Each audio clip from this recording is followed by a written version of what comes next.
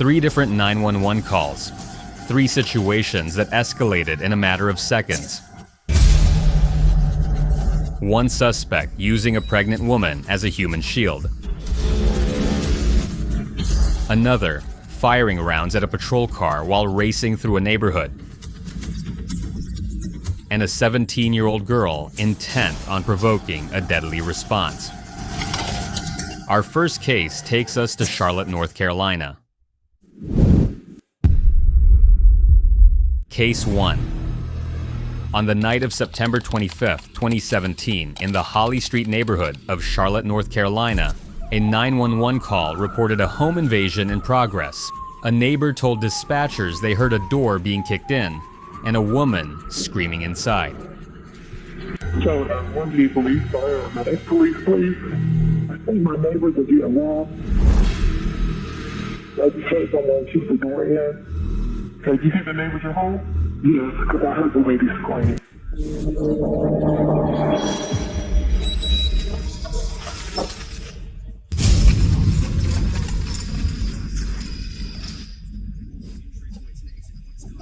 Charlotte Mecklenburg police rushed to the scene. As the first officers approached the front door, a masked man armed with a gun suddenly stepped out of the house. Officers immediately called for backup. Hey, back off, back off. We need coverage. From mine.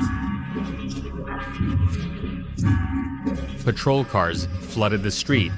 Officers Joseph Bauer and his partner arrived as the 3rd and 4th units on scene.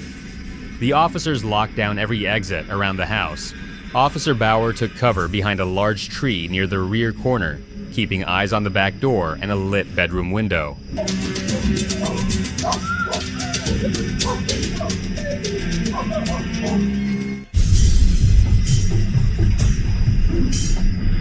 From inside the home, officers could hear a woman crying. Moments later, the back door swung open. A man dressed entirely in black stepped outside holding a pregnant woman in a chokehold, a gun pressed to her head. Officers shouted for him to drop the weapon.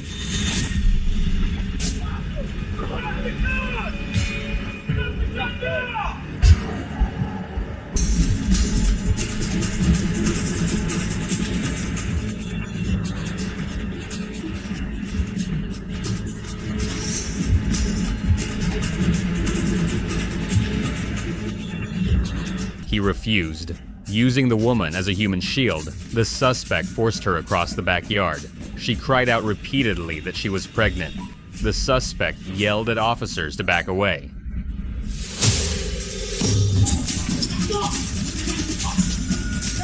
I got you, Officer Bauer kept his sights trained on the gunman. His finger touched the trigger, then came off. He did not fire. The suspect continued moving the woman through the open yard. Officers maintained distance, repeating command after command for him to let her go. He continued to refuse. The standoff dragged on for several tense minutes.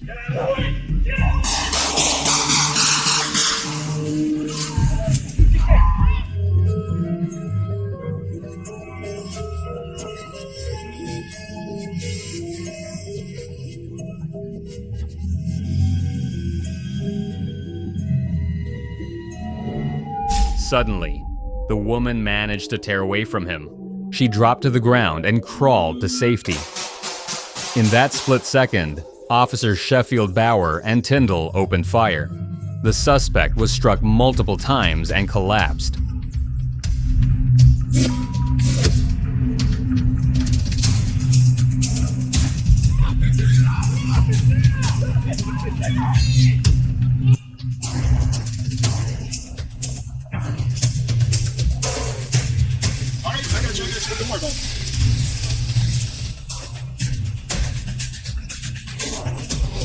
Stay with me, man. Alright? Stay with me. Hey. Officers moved in immediately, began rendering aid, and called for EMS. The pregnant woman was checked by medics. She was unharmed. A child who had been inside the home during the incident was also safe. The suspect was rushed to the hospital in critical condition. Police later identified him as 28-year-old Jonathan Autry. Investigators determined the break-in was not random. Autry knew the victim's husband and was demanding money. Officers also searched for a second suspect, a short, heavy-set black male wearing dark clothing who fled the home before police arrived. Autry was charged with first-degree burglary, first-degree kidnapping, armed robbery, and possession of a firearm by a convicted felon. He also had 3 active warrants for driving with a revoked license, resisting an officer, and speeding. Officers Sheffield Bauer and Tyndall were placed on routine administrative leave. The Mecklenburg County District Attorney's Office reviewed the case and ruled the shooting justified. Autry survived surgery and was transferred to the Mecklenburg County Jail after being released from the hospital.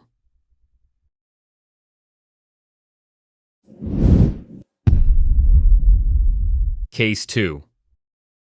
Leaving Charlotte behind, we moved to the small town of Riverside, just east of Dayton, Ohio, where a quiet suburban night turned into a dangerous high-speed pursuit the moment officers spotted a suspicious vehicle. What's the emergency? Kroger spinning road. Okay, what's all this spinning? People down there have a gun. Black male in the black car, and he was pointing a gun at the guy, at a person in a white car. Okay. I didn't see who was in the white car.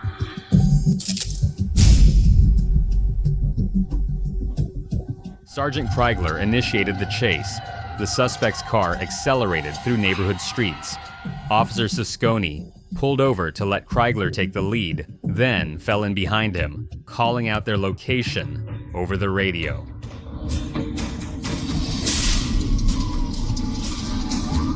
The pursuit funneled onto a narrow Riverside road, barely wide enough for 2 cars. With almost no room to maneuver, Sergeant Kreigler clipped the suspect's rear bumper as the vehicle in front braked hard.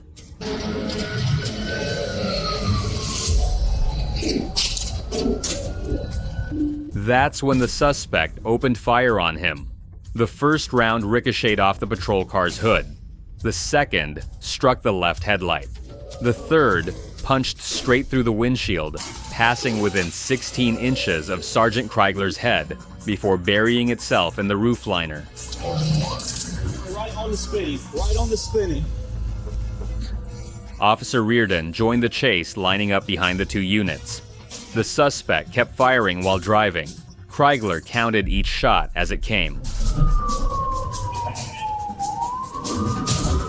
A 99 officer needs assistance went out over the radio. Units from across Montgomery County raced to lock down roads ahead. The suspect sped through residential areas as officers stayed on him, carefully watching for pedestrians and other traffic.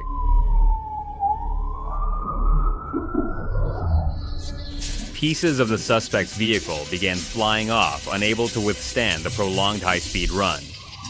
Sergeant Kreigler made contact again, tapping the rear bumper and sending the car skidding into a wide-open field, where it smashed into a line of trees.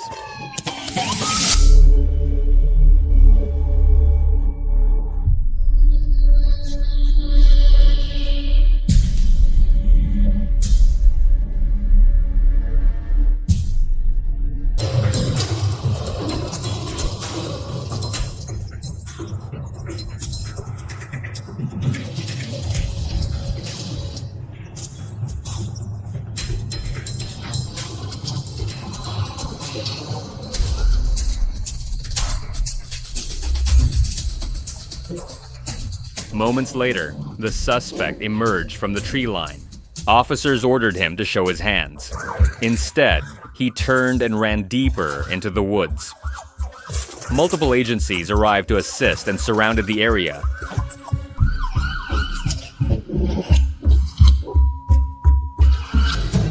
Get your hands up! Show me your hands! Show me your hands!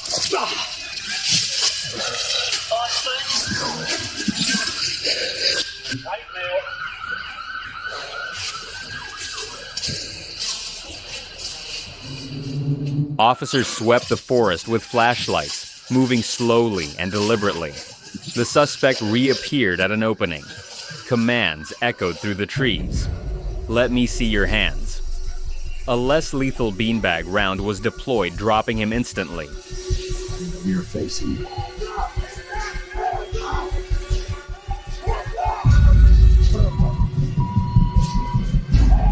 Hands up now!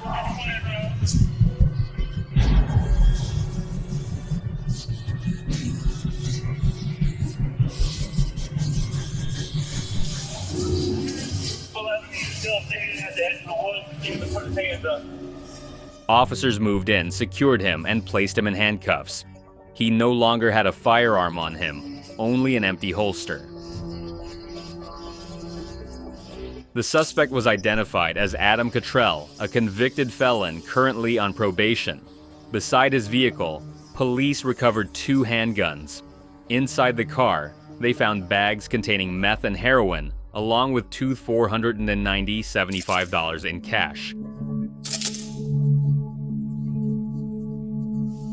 Cottrell was convicted of 3 counts of felonious assault with a deadly weapon and possession of fentanyl. He was sentenced to 15 years in prison. No officers were injured.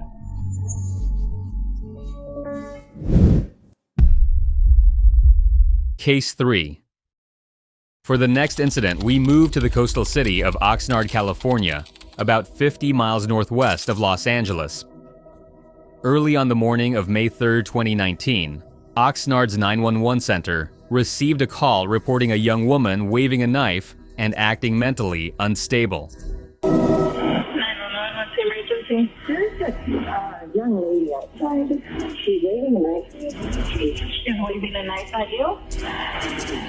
Yes. Have you seen her before? Do you know her? No, she seems disturbed. Like, I'm not sure. Do you think she's under the influence of drugs or alcohol? I think. Do you think she has mental health issues? Yes.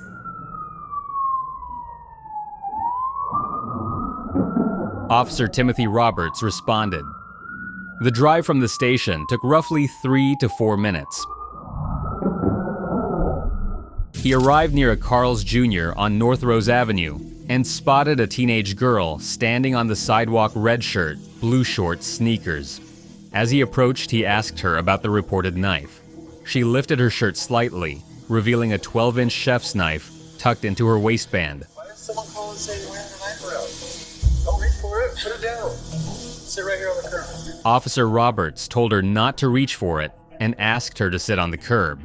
She asked what would happen if she did reach for the knife. He warned her that making a dangerous move would have consequences. Roberts called for backup, reporting an armed and threatening suspect. Put the knife down. Station 3, 40-way accident back. Subject arm in the back. Patient's ready. Outfit.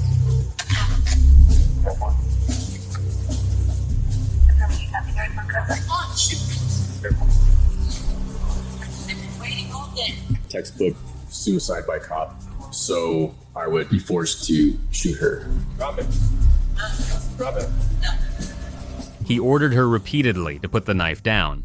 She refused and told him to shoot her. She said she'd been waiting all day. She began walking toward Officer Roberts. He backed up across the parking lot, continuing to give commands.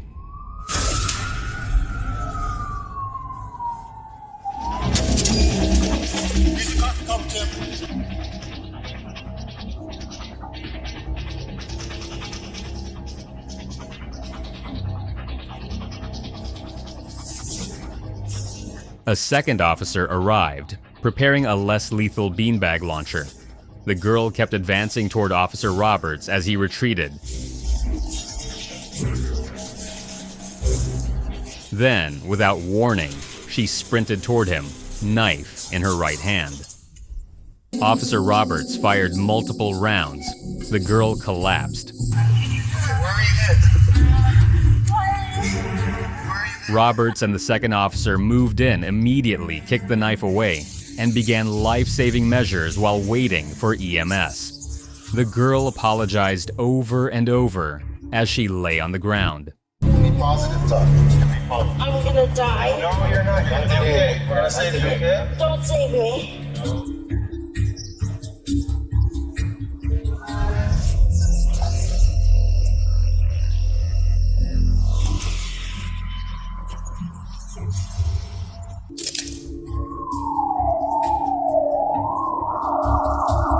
She was transported to the hospital in critical condition with gunshot wounds to the chest, abdomen, and right thigh. Investigators later determined the 17-year-old had called 911 herself, disguising her voice as a concerned citizen to ensure officers responded quickly. They concluded the incident was a suicide by cop attempt. She had intentionally provoked officers to shoot her. She survived surgery. Prosecutors charged her with resisting an officer and assault with a deadly weapon on a peace officer. She received probation and was ordered into mental health treatment. Officer Roberts was placed on standard administrative leave. After review, investigators ruled his actions within policy and the shooting legally justified. 5 months into her mental health program, the girl attended a probation hearing where she wrote a letter apologizing to Officer Roberts. Roberts and the chief of police appeared in court and requested she be released from probation. The judge agreed. The girl and Officer Roberts have remained in contact since the incident. She continues treatment and recovery. These clips make one thing clear: a single wrong move can change the entire outcome of an incident. From armed standoffs to desperate, unpredictable confrontations, every 911 call carries risks no one sees coming. More cases with this level of danger will be covered in upcoming episodes. To stay updated on the latest police body cam breakdowns, make sure to subscribe and turn on notifications.